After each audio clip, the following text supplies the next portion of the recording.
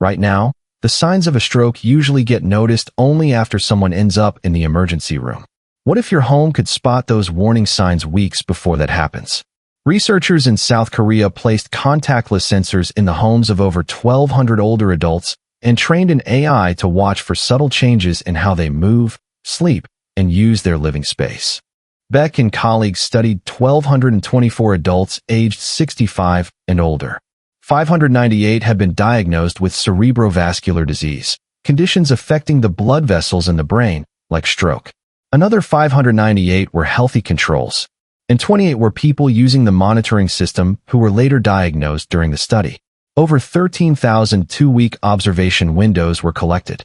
The AI successfully identified people in the pre-diagnosis phase with an area under the precision recall curve of 0.85.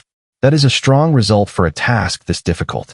The most telling signals came from bedtime hours between 10 p.m. and 2 a.m.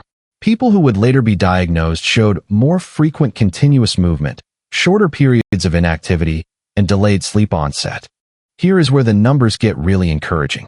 Among the 28 people in the prodromal group, the AI predicted who was within 4 weeks of diagnosis with 95% sensitivity and nearly 97% specificity.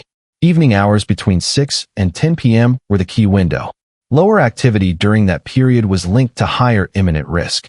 People with cerebrovascular disease showed disrupted circadian rhythms, flatter activity cycles, more frequent nighttime awakenings, and more movement during hours when healthy adults are deeply asleep. Even indoor humidity played a role. Both very low and very high humidity were associated with elevated risk.